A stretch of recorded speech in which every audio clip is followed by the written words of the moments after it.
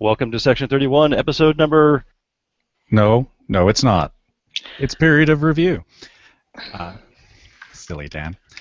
Good morning, everybody. It's period of review number 5 for 2015.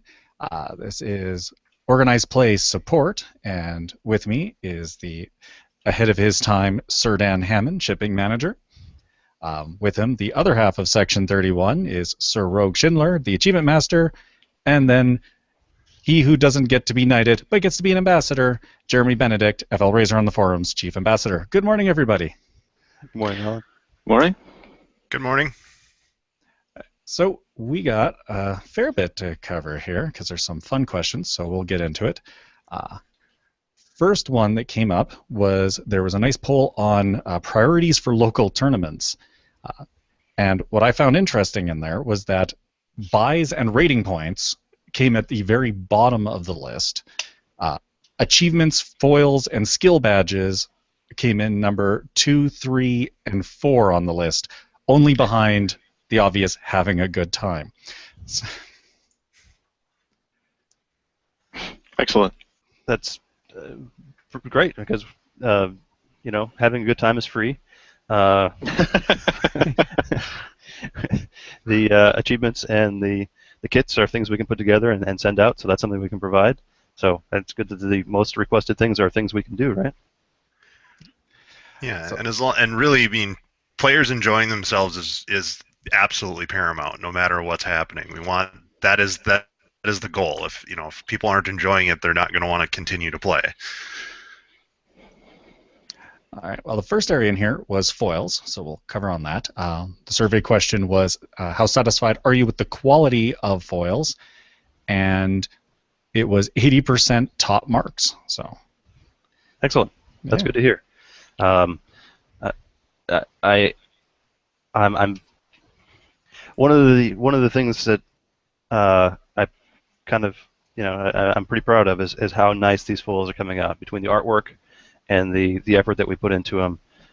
The way we ship them, obviously bagged and sealed and in hard plastics. I want these to be something that people chase after. I want this to be a reason people go to tournaments and people show up and have a good time. So that's good to hear. I'm glad that the quality is appreciated. That's great. The question on what components were important in a foil, there was a lot of mixed answers on there. Having the news story, having a nice high-res image, just basic card power, obviously. So, an interesting one was how often should foils rotate or change? And there was a fairly decent split between every 6 months and yearly. So, what's involved with doing a rotation? Like, is it a question of prep time or just art side delays? Well, there's a couple things. There's a lot of things that go into a new set of promos, right? First, we have to pick 9 or 10 potential promo cards, right? And that's usually either done internally or people send suggestions, or there's Charlie sends something out to the public at large. What do you want to see as a promo? Some things kind of get vetoed. I know. I've got one sheet of the next rotation over here, and I was told that one of them was a replacement because there was a card that potentially could be getting errata in the next few weeks, or was on the watch list, or there was some problem with it, and we didn't want to, as we've done in the past, make a promo and then say, oh, by the way, that doesn't actually say what it says. Which I've always find disappointing. Art has to go through and pick alternate images. I know that's a fun thing for them a lot of times. On the other hand, usually, if they're picking an image, it's because they're picking their second favorite image because they use their first favorite image, for the actual, not the non-alternate image. So that takes some time. And then finally is logistics. We need to plan how many of each really set we're going to make, and if we plan for a year, that's okay. That's great. That means we can sell the same. We can have available the same kit, month for 12 months in a row, and not have to worry too much about having any left over. We can just kind of print to order at the end. Whereas if we cut it off at 6 months or 9 months, we're gonna plan a little bit more, based on schedules and when tournaments are more likely to come up, and it's just each one has a tricky bit. I was kind of partial to 9 months, just because if you have a tournament every month, that gives you an opportunity to pick up one every month, and then you have a full set, realistically. But I don't hate 12 months. I would be happy with that. I feel like 6 months might have been a little short for some people to try to collect a full set. And if 12 months is where it's at, I have no problem with that. All right. And as to the point about collecting them all, we did ask if they trade foils, and it actually was pretty much an even split between yes and no. Do you think the no is because they don't bother picking them up from the prize table and they don't care about them, or no because I need them all and you can't have them? So pretty. We did have a question in chat. I'll probably come around to it, but they were asking about foils for online events, and That's really up to the tournament director. I've sent out a few kits for online events. I know Daniel Madison has bought kits to distribute. I guess the problem with that is it's usually going to be on the tournament director to come out pay for that out of pocket, because people don't charge entry fees to online events. all right. So moving on to the badges and the buttons, they got pretty good ratings, but not quite as high as the foils. And I did get some comments asking about putting fewer buttons in, or in particular less of the large buttons. Some people felt that they weren't quite as, I guess, cool as the small round ones. That's right. For first edition, when we first started this, they had 1-inch or 2-inch square buttons, and we couldn't get 1-inch square buttons to match the 1-inch round buttons that we use for second edition. I think I saw on one of their flyers, because we got boxes of these things coming in all the time, that they now actually do sell the 1-inch square. So it could be something we can move to, but I think we wanted to at least get through all of the different 1E icons, so we have them all the same, and then we can talk about moving to a smaller size. When I put together button bags and the people in the warehouse, my minions do that for me. We try to put at least not more than 2 of any of the same one, and usually 1 of each. And most kits get just 1 or 2 of the big ones, and then I think it's 5 of the rest. All right. As for the types, it was pretty spread out among everything. Everybody seems to like something. Interestingly enough, there's more support for trading the buttons than for the foils. So might be a case of nobody needs 2 honors. Yeah, and I think buttons might have a shorter lifespan than or not lifespan, but a release schedule than the foils themselves. We go through them pretty quick, and they don't come back for a long time. And I did have one. Let's see. Oh, that's on tournament kits, and then play mats. Everybody loves play mats. I think the only complaint was availability. Well, availability is an odd one to complain about, because we put them up from the promenade, and we can't even purchase a set until we have 20 to 25 committed orders, and then we get as many as we have orders for, and I think 1 or 2 extra, and then that's it. So if availability means I want the 2015 Worlds playmat and I don't have it yet, that's because I don't think we've hit our marks yet. But I'll have to check with Charlie to make sure that we have. I know those are some of the few kits that are in order in processing right now. Everything else has just about been shipped out. All right. Moving on to the tournament kits. On Satisfied with Value was pretty solidly in the 4-5 range. Good. Delivery time was a bit more of the regular bell curve, and availability was skewing to the less satisfied side of things.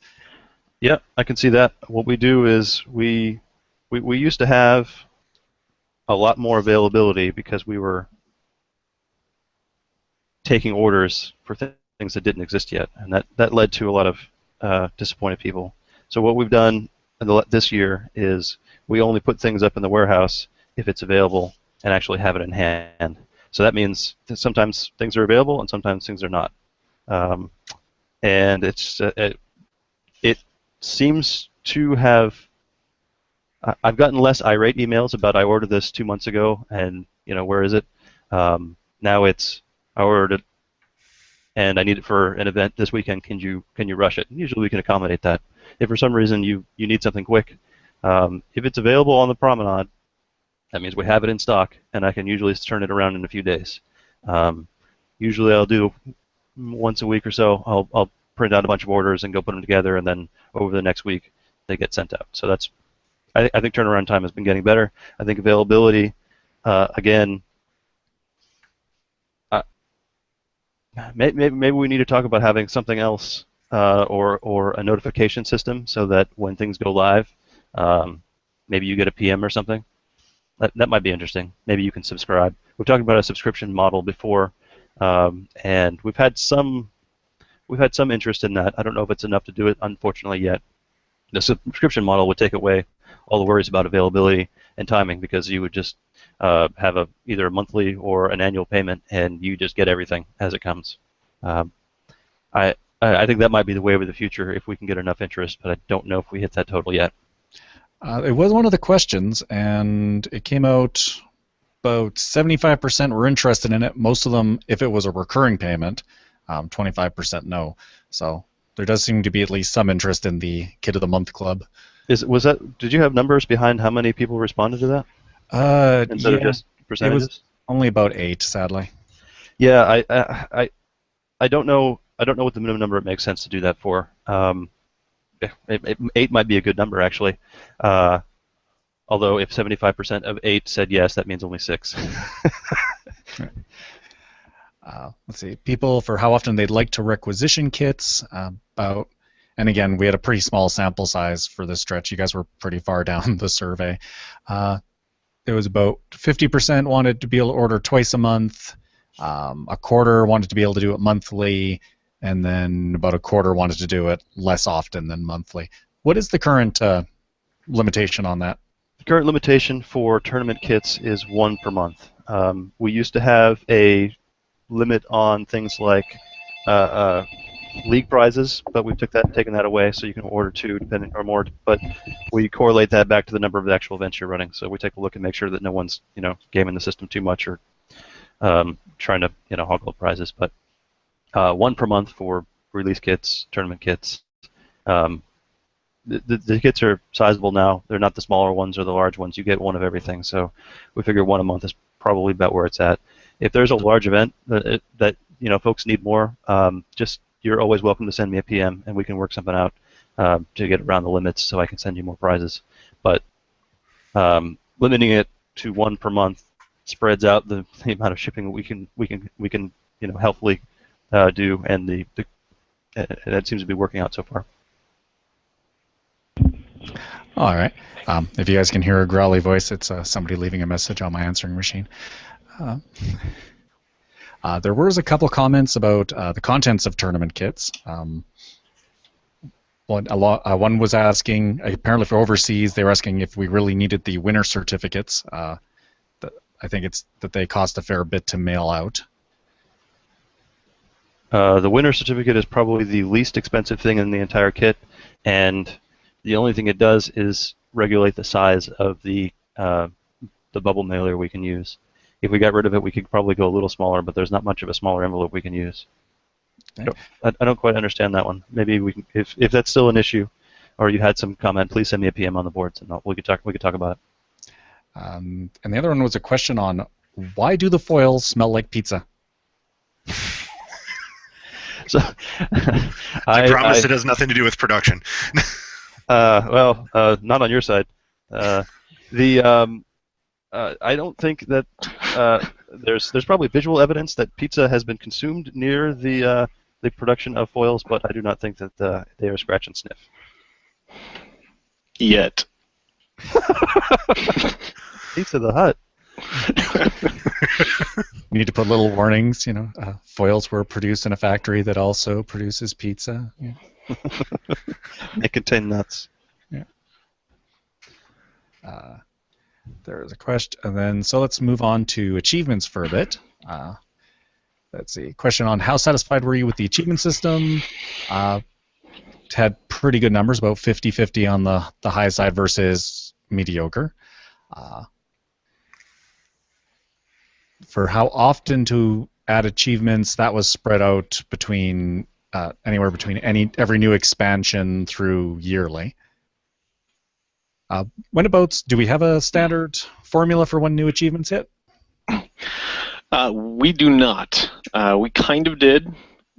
We started off basically saying we would kind of review it every 6 months. That was early in the system, and we did do every 6 months for a while. And then a couple of things happened. First, we got a little bit bogged down in just the number of achievements. I was very excited and a little too gung-ho. I was releasing a lot of achievements each period. We were expanding a lot quicker than really the system could allow for. Unfortunately, I didn't really know that until it came up, and then we had the issue that we talked about last year, which was the system being incapable of holding any more achievements, basically, until we had the upgrade. So there was a bit of a delay after that. We weren't able to release another 6-month period. In fact, we had a bit of a dead period. We got back on our feet at the beginning of this year. March was a big new release, and that one was even bigger because we wanted to make up for lost time. But that was sort of a double-edged sword in that we were able to release a bunch of new achievements after not having some for a while, so that people would have a lot more things available to them. But that then also burnt out the achievements team, particularly Chris had to go through and basically code for a month solid on just that. And between that overwhelming him and him he's got a lot of things on his plate, and that's just for the continuing committee. We had to kind of step back and take a break for a while from that, and that was fine. I don't feel like we have to have them every 6 months or yearly. It's just sort of an idea of, as things become, I get a nightly email of how many achievements are earned each day and what they are, and as long as there's a fairly steady stream, I feel like we're doing all right. I know that a lot of people are concerned with gold, and that's an issue that we'll get to in a moment, but as long as there are new achievements being earned, and for those people, if you haven't earned it, it's still new to you. So it's not as big an issue with it being gold. That being said, what we're going to try to do coming up in the new year is move to a more fixed regular schedule. And this is something we've been talking about for a while, but we've had all these other technical issues getting in the way. And we also have that the downside of having the flex schedule is then we have to make decisions on the fly of, okay, are we going to do this now, or are we not going to do this now? Are we ready to do this now? Should we wait another 6 months? Is 6 months too long? It's kind of on the same page as the virtual foils. Sometimes 6 months can come up awfully quick, but a year feels like forever. Maybe doing 9 months, and so we're actually going to scale that both up and back. In that, starting with 2016, and we have this release in production now, we're going to go to a quarterly release system for achievements, which means every 3 months, on a fairly regular basis. Hopefully, we're looking at doing it the first month of each quarter. So sometime in January, sometime in April, sometime in July, and sometime in October. Is that right? Something like that. We will have smaller, more frequent releases. All right. Just going back quick to the foils. So we do have some comments in the chat room complaining that they never get the pizza smelling foils. So there may be some market demand there. Now, back on achievements, we asked which types of achievements interest, and that was pretty spread out. Let's see. Everybody likes deck building restrictions and weird decks. Looks like the bottom list here is limited to time achievements, which probably segues nicely into gold achievements. We got a lot of opinions on the window for gold achievements. So I'm just going to read off a couple here. We had, starting at one kind of extreme, not all of us are able to beat our kids in a Friday night tournament. To the other side of achievements not releasing with their set, so that the example was somebody had won with a dilemma pile after the set came out, and then the achievement came out afterwards, and they never got the achievement. So I guess the root question here would be, how do we decide if an achievement becomes retroactive or not? So here's the thing. We can't, irrevocably tie achievements directly to an expansion. That kind of ties back to a phrase that I hear Charlie use a lot that I like, which is that severely handicaps design. You can't paint yourself into a corner that way. So if I, say, okay, we want to make sure that all the achievements related to this new expansion come out with this expansion, and then later down the line we say, oh, hey, you know what? That expansion also had a lot of this type of card. What if we did an achievement around that? And then everybody's going to come back and say, well, you can't do that because you had all these, or they're going to be very upset because I've already played something like that. So, there's always going to be somebody who has already had the idea and tried to play that looking for a hidden achievement, or played it thinking that that's what's going to be up there, or something. So that's not something that we can really tie ourselves to. And as far as making it retroactive, that is another facet of the programming. We can do that, but it does make it a lot more of a pain in the butt for Chris, and I don't necessarily want to do that for him. And I feel like it's more effort than it's worth, because I don't want to have a release of achievements and then people get all excited. All right, here's new achievements. I get to try some new things, and then oh wait, there are a dozen achievements here, and I have 9 of them already. That's cool because my points went up, but now you mentioned one of the second highest rated thing behind having fun, which it should be a foregone conclusion, I hope, was that people wanted to play for achievements. So how fun is it to go play in a tournament to try to get a new achievement when you've already got all the new ones that have come out?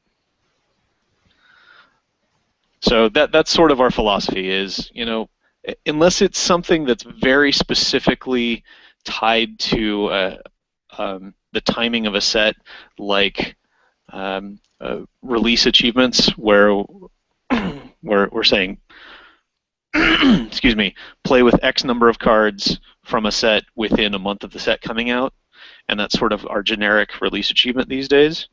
I don't want to be too concerned about having something be retroactively effective, because if you played that deck looking for an achievement, hopefully that means you thought it was a fun deck, you thought it was a good idea, and if you played it and you didn't get the achievement, now it's an achievement, well, hey, guess what? Hope you had fun playing it the first time, now you get to play it again.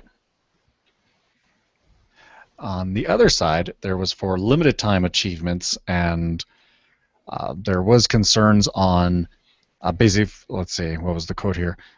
When I start something, I like to finish it, and this makes it impossible, which makes me lose interest.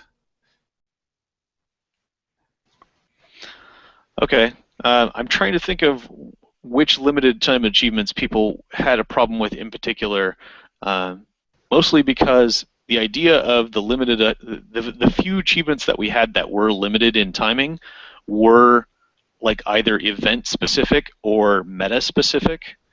So and they were pretty long in their timing. Like those were from the current release to the next release, so like 6 months. So to have 6 months to play in a tournament where you don't have to use X cards. I mean, unless somebody can remind me, and I'm happy to take corrections if somebody in the chat room has a specific one. Most of those timed or delayed achievements were the anti-meta achievements, where I would say, okay, here are these 10 cards that are the most popular cards everybody is putting in every deck. Don't use those cards.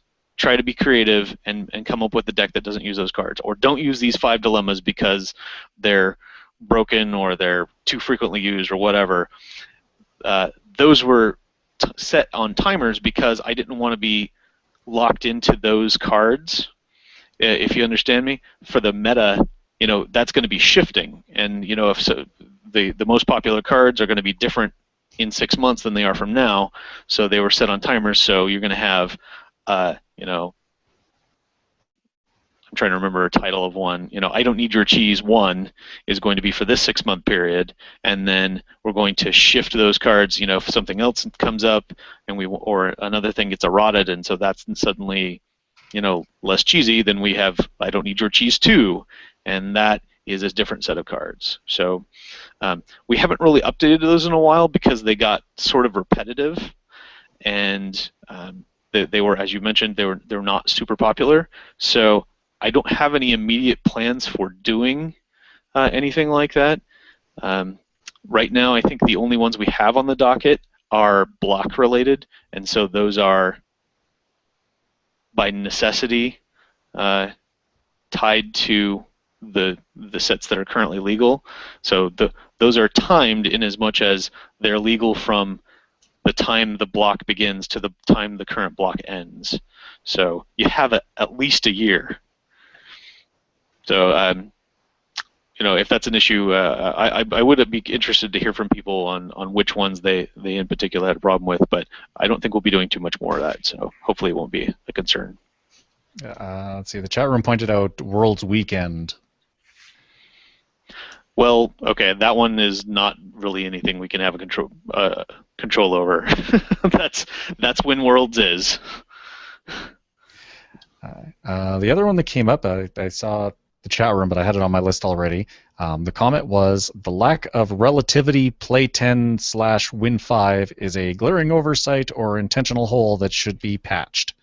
Yep, and every person, and by which I mean the person who keeps bringing that up, I have addressed multiple times, and so I'm not going to address it again because we've already discussed it literally a year ago on this program. So I'm trying to remember. So is it we just don't do play 10 win 5s anymore? Well, play 10 win. Again, we've covered this already. Play 10s are play 10 win 5s were a mistake to begin with, and the subdivisions don't have them. And relativity is a subdivision that is not its own affiliation, and I don't feel it needs its own play 10 win 5. Also, achievements are directly related to influencing the meta, and I think that deck is overplayed and overpowered, and I don't think it needs any encouragement to play. Getting to play that deck and win all the time is its own reward, so you don't need achievements for it. All right, then. Now, let's see. We had for... That's the same reason there aren't a whole lot of Voyager achievements out there.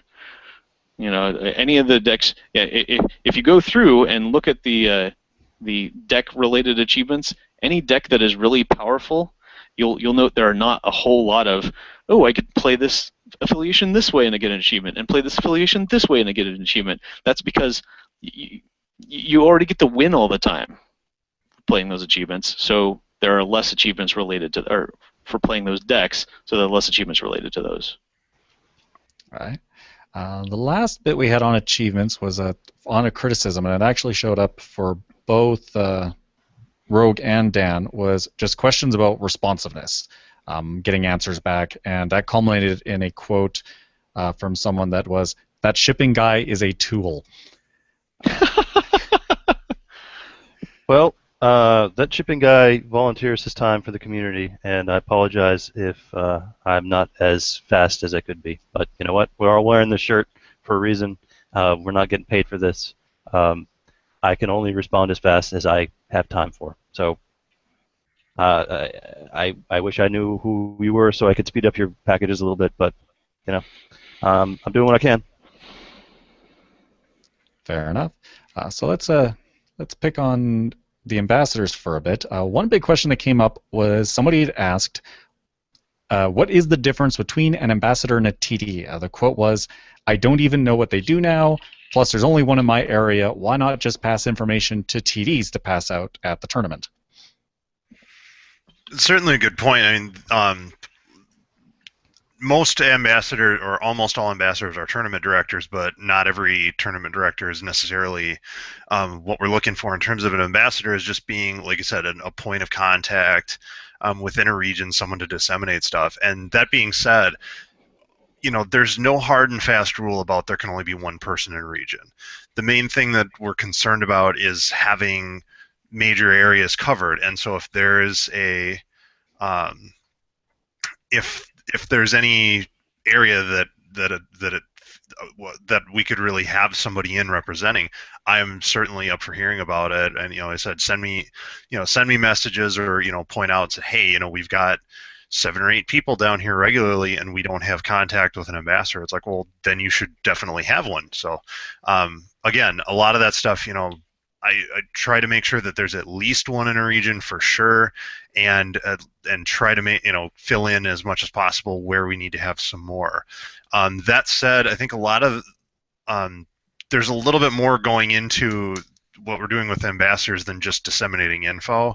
We're also trying to actively collect feedback, and so I want to make sure that anybody who's interested or who's doing this is also understanding, like I said, that part of this is we're going to be asking for feedback on a semi-regular schedule, and trying to get better about it being right. We've been trying to do quarterly. It's kind of been more semi-annually right now, but a lot of that has just been, most of the questions have been a little broader in scope and time, so it didn't really matter that we did it every 3 months. But there again, like I said, we want to. So there's information gathering, and also, like I said, it's something where we're also potentially talking about some internal programs before they get publicly announced. So, we just need to make sure that as somebody who's, can give us feedback without necessarily going in, and running out to their group and saying, "Hey, everybody, here's this thing that hasn't come out yet that I want to tell you about, even though it's not been announced." All right. Now, on the upside, the feedbacks for ambassadors were actually amazingly good. I think over the 3 questions of how satisfied are you with your ability to contact your ambassador, how satisfied are you with the information provided by your ambassador, and how satisfied are you that your ambassador passes feedback on, over 3 questions, there are 2 responses that were not at 5 out of 5. So people like their ambassadors. I'm definitely glad to hear it. And I said, I think that we have a really talented, really hardworking team of individuals that care a lot about the game and care a lot about the community, and especially locally and also in the larger community in general. I'm really, really proud of the work that they're doing, and I don't get a chance to say it enough. That I think every one of them is awesome and is doing a great job. And I'm glad to hear that the community in the feedback agrees. Now then, the question on what would we like to see them do differently next year, there is the always popular win the lottery. Wouldn't we all? Question on exclusive prize foils, which they didn't put more detail in it, so I'm presuming that would be prize foils that only ambassadors can hand out. It's kind of funny that you mentioned that. Starting in 2016, we're actually we're going to start a program like that. We're just kind of getting it off the ground, and the ambassadors have been requisitioning, or we're working on it currently, and actually, as a matter of fact, in a second I'll have I believe Dan has been assembling a few of them as we speak. So once I finish here, I'll toss it back to him, and he can kind of flash the goods and actually show up on the screen. But so yeah, beginning next year, ambassadors have been ordering. They're going to have a fairly limited supply, so this isn't going to be like everyone is going to get one immediately, but it should be something that over the course of the year there will be opportunities to get them. That said, we're also discussing how this is going to get handed out. You know, again, it's not just going to be, here's an event, hey, everybody gets one. It's going to be, all right, well, you know, maybe they put a bounty on themselves at a tournament. Maybe they give you one for like bringing new players or introducing new people to the game, or helping out, helping run an event or something like that. If they've got like a Masters event or a large, you know, regional or above event that they need some help with. So that's kind of up to them. There's no absolute list of requirements on what that's going to be, but it's been talked about for a number of years, and also is something we want to do to give back to the ambassadors too for all their hard work. So Dan, I don't know, I kind of saw you flash them around a little bit. Do you have samples there? Yeah, I don't think the camera flipped over to him, so here I can make that happen. Maybe you can see it just down at the bottom. No, I've got a set here of things that I'm going to be sending out. They're pretty sweet looking. We've got a Tribble, a first edition, and a second edition card, all themed together. They're very nice. The artwork is fantastic, and yeah, we'll be assembling these and sending them out over the next designated time period to be announced. All right. I did get a comment in the chat room. Basically, somebody saying that they had the quote is, "I have yet to hear from my ambassador." So if they want to jump in and say if that's I don't know who my ambassador is, or I know who my ambassador is and I can't find them. But the question I'll throw to you is, if someone's looking for their ambassador, what's the best way to go about that? The fastest way to do so, and I'm even going to confirm that, like looking at the screen here just in case, is that on the top of the homepage right now, there's a play, and should be on pretty much every page, that there's a players link right on top, which takes you to Region HQ, which once you go and locate which region you're in, if you don't already know, and pick it from the list, that brings up a player map of all of the players in your area that are dropped a pin, and right at the top of the page says who the ambassador for your region is, and gives you a link right to their profile, so you can send them a PM or locate them on the boards if you haven't talked to them. And I know, again, like I said, that there are some regions that may only have one ambassador currently, or only one person who's really running stuff around them, and that's and so basically, like I said, you know, if you're unfamiliar with who it is, that's a good place to look them up and check it out.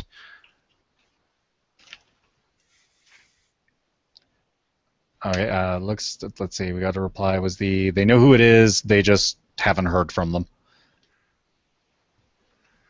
So, and I should probably talk to Ross a little bit more too, and get some specifics. But yeah, if you don't see them at all, that's definitely something I want to know about, and either check in with them or see what's going on. So, if they're, you know, I always invite anybody in. Again, it's not really like, it's not something I splash up on the forums all the time, but if you ever do have either a negative interaction or something, like if you're not seeing an ambassador, or if they're just not present at some of your events, let me know about that, because otherwise, I said, as long as they're actively participating in our feedback process and they're active on the site, and I, you know, can see that they're out there, you know, at least that they're present, then I have no way necessarily directly to see what's going on except to get feedback from other people. So anytime, if you've got any, you know, comments, questions, positive, negative, whatever, about your ambassador or about something going on in your region, just send me a PM at FL Razor on the forums, and like I said, I'll try to look into it and get back to you. Okay, and then we just get into the more just the generic feedback. So this will bounce around a bit for the three of you. One was, is there anything we can do to reduce shipping costs? Live closer.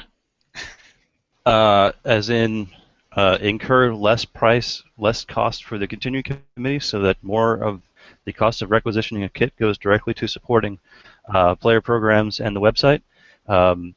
The answer to that is order multiple requisitions at once, and they will all be shipped to you together. If you're trying to save some scratch by yourself, there really isn't much we can do. The price point for the kits hasn't changed in about 3 years now. We haven't had to raise the prices of the kits for any reason. We're going through enough that it keeps the lights on. If we lower it, then we start. It doesn't become cost effective to actually ship the things.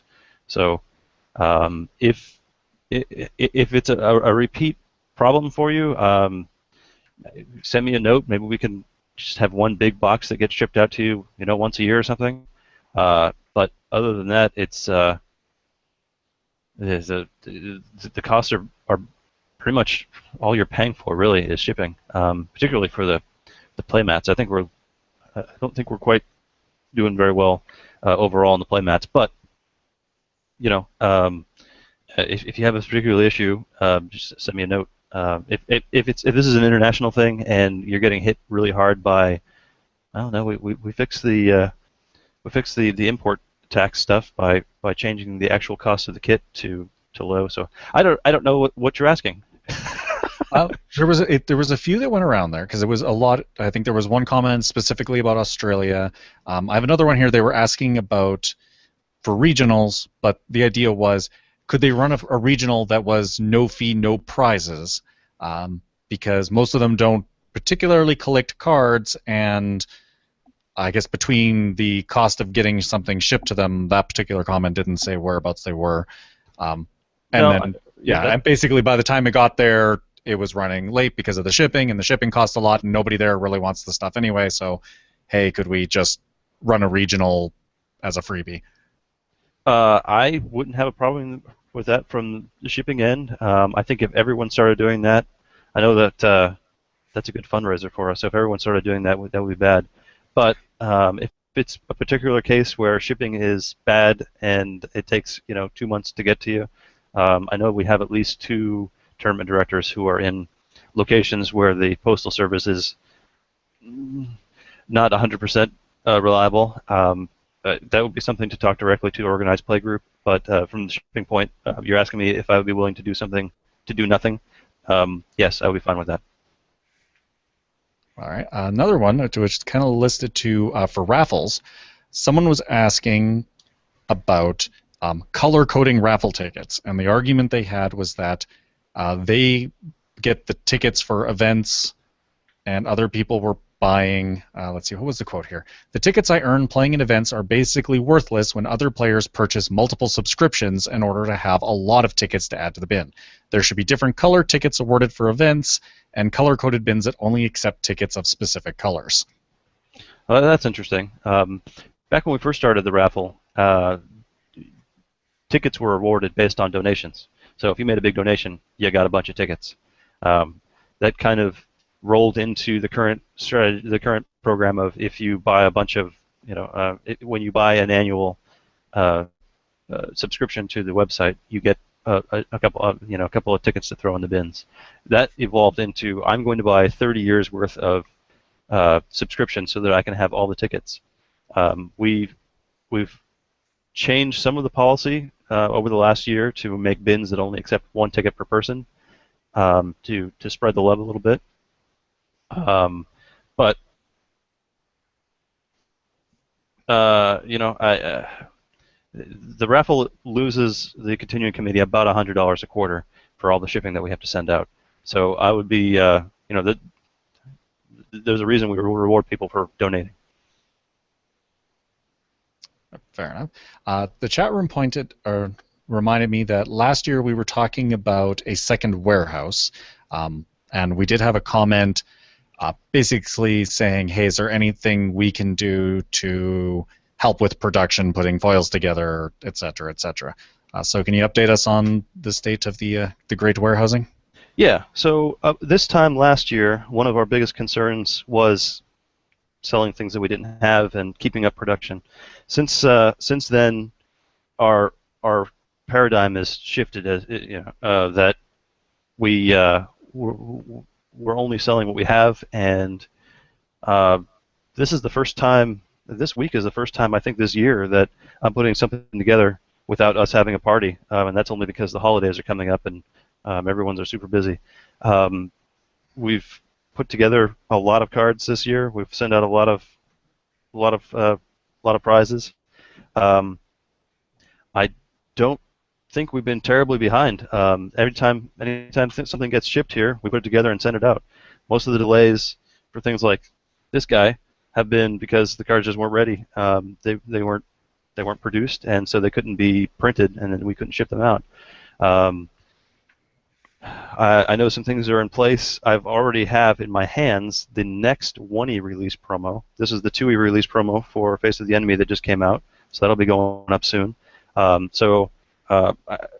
It's really been on the production side, getting the cards, put together artwork-wise and such. And I don't think actual physical production on this end has been a bottleneck.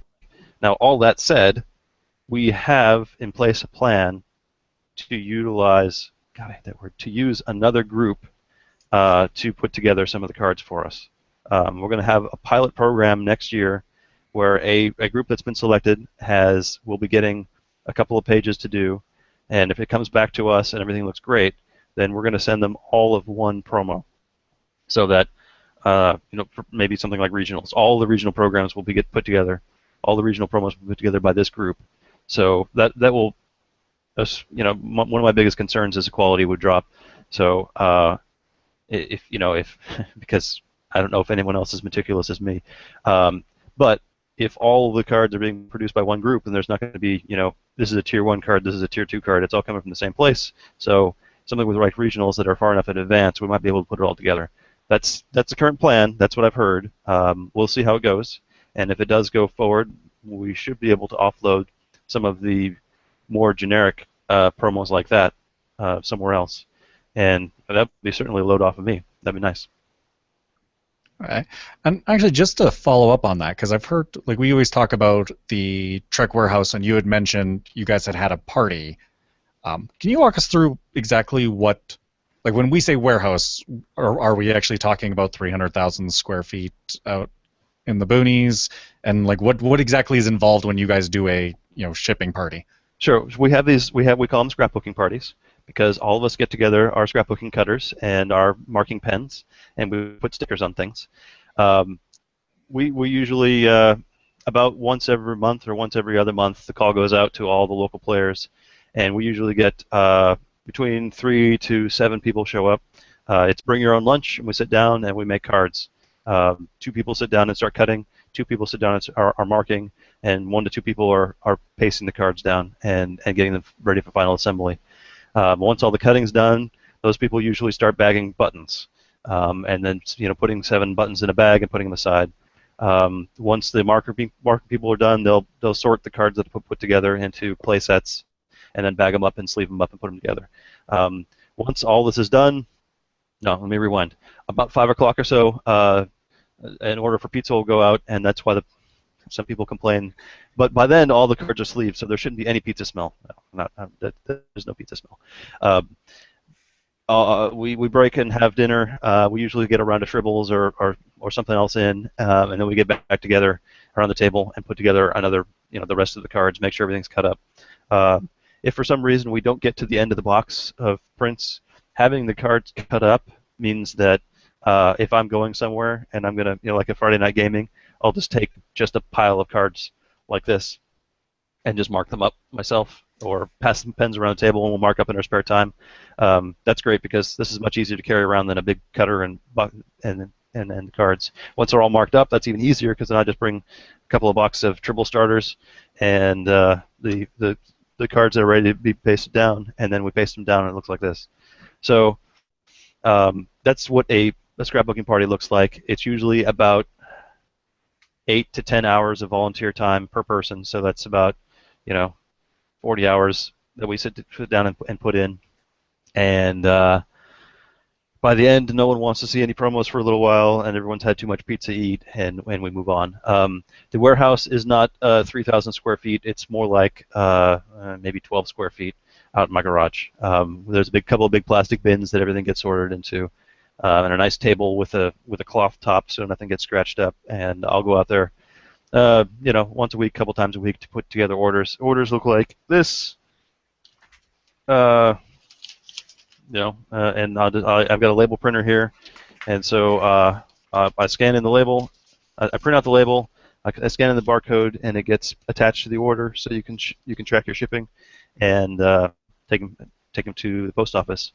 As long as I don't have any playmats in the current orders, I can just drop them off in the post bins. If I do have playmats or any large orders that are over a certain limit, I actually have to wait in line and give them to a postal worker, but usually that's pretty quick. So that's what goes from the party. That's usually that's the order of operations around here. Oh, I didn't know half of that. Okay, we're gonna jump here because it's the chat room's been chatting while we've been talking.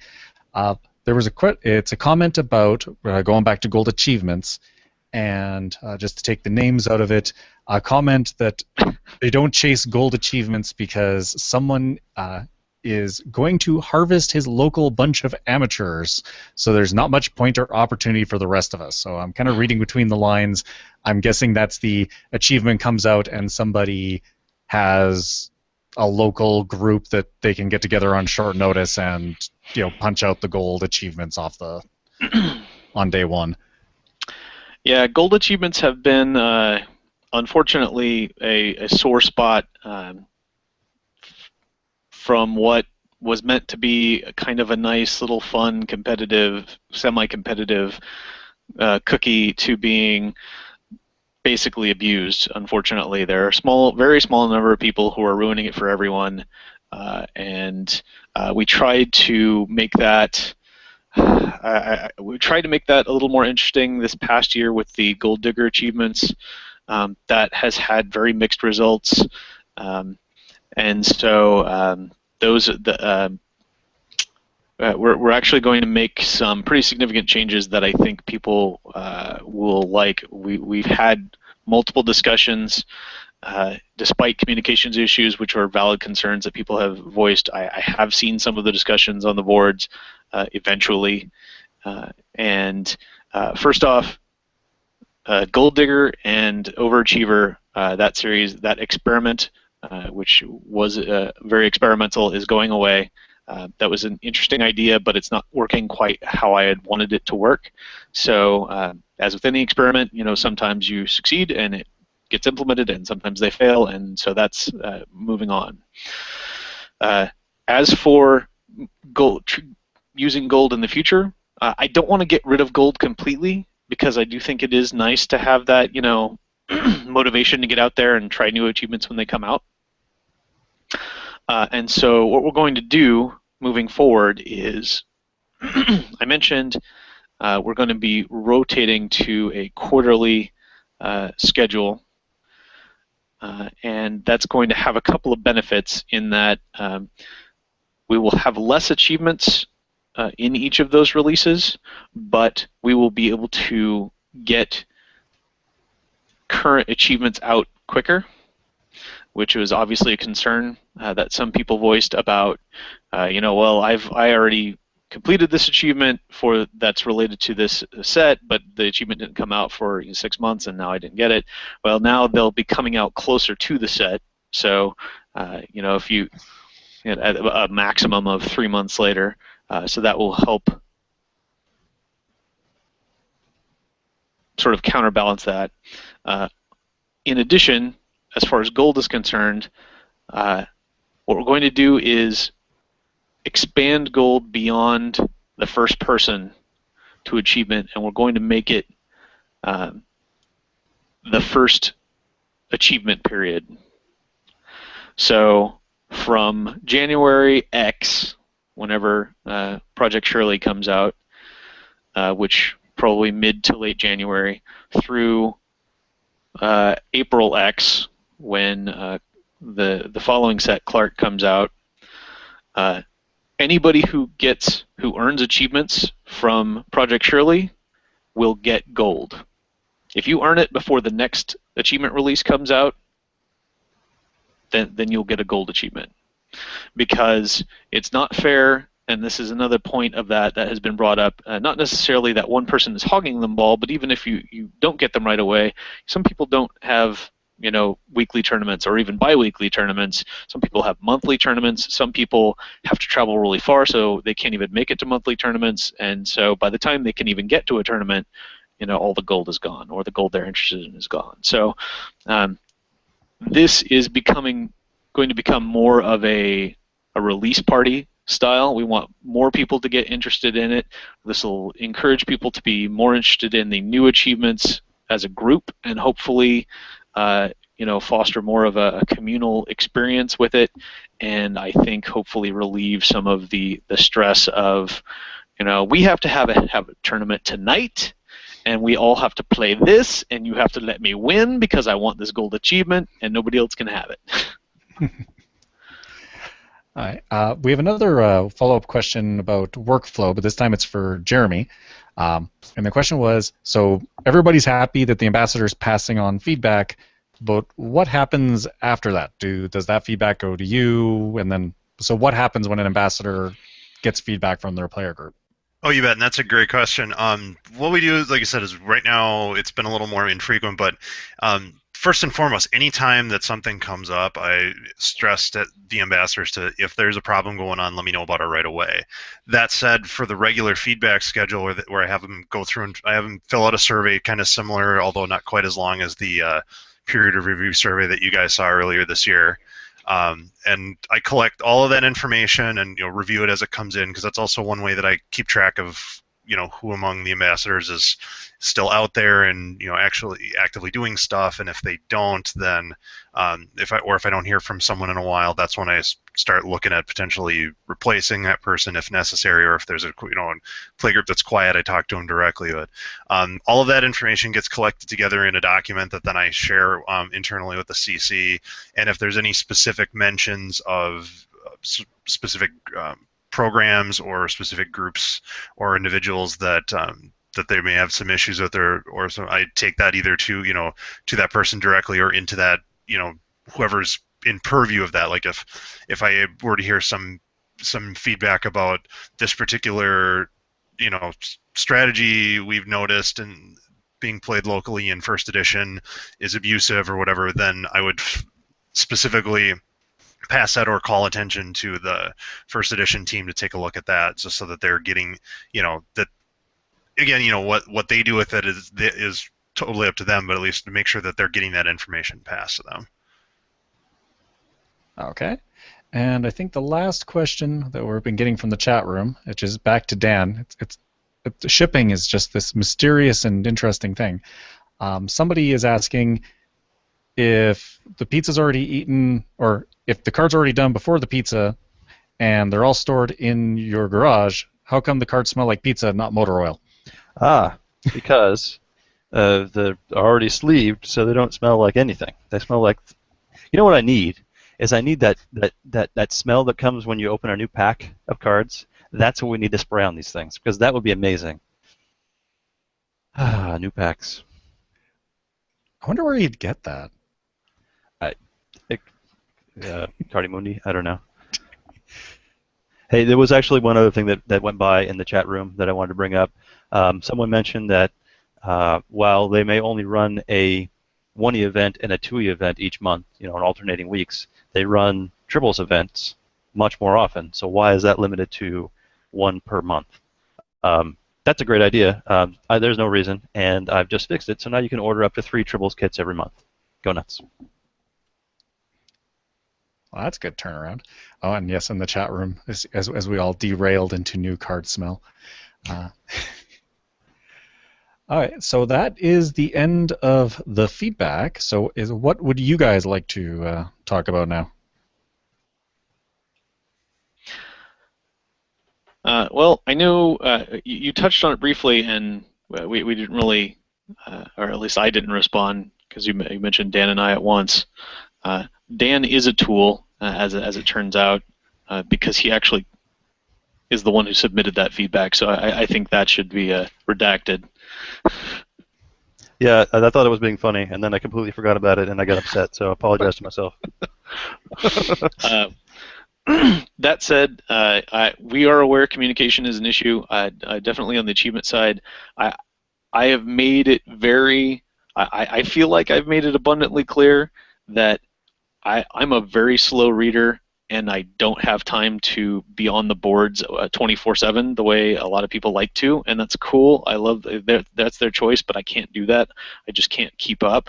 But I have left an open invitation to people to PM me if there's an achievement thread or questions in another thread that are related to achievements to bring my attention to that. I encourage people to continue to do that. Several people have, and I really appreciate that because I do. It's if I'm not responding to you, 20, 9 times out of 10, it's either because I'm trying to find a correct answer or because I don't know that you've asked me a question because you didn't ask it to me directly. It's somewhere in a thread.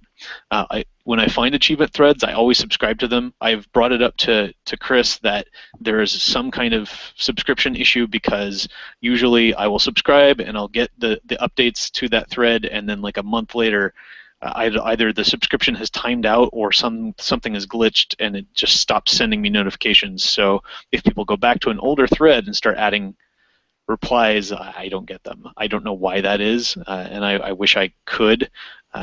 But if you have something important to you and you would like an answer, if you post it on a thread and I have not responded, please feel free to copy that over to a PM to me. I do want to give you answers to questions on achievements. It's not a big secret, and if I am taking longer than I expect to, if it's a technical question and I have to confer with Chris about it, I'll try to be better about responding as such if it's going to take longer than a day or two, so I can say, hey, I'm trying to get you an answer. Hold that thought. But we definitely are not trying to ignore you. Except in the rare cases when you're asking the same question over and over and over and over and over again that we've already answered. All right. Somebody reminded me there's a question, and I apologize to the chat room because the first time it came up, it didn't register what they were asking, and they asked it again, and now it makes sense. Dan, do you need more backers? I presume that means the first time I read it was like, backers for the warehouse. I was like, are we Patreoning or something? But they're talking Kickstarter. Yeah. I need more people to send money. No. Right now, let's see. Last Phoenix tournament, we had 2 large boxes. I mean, big boxes delivered that had a lot of cards in them, and we've gone through maybe a quarter of them.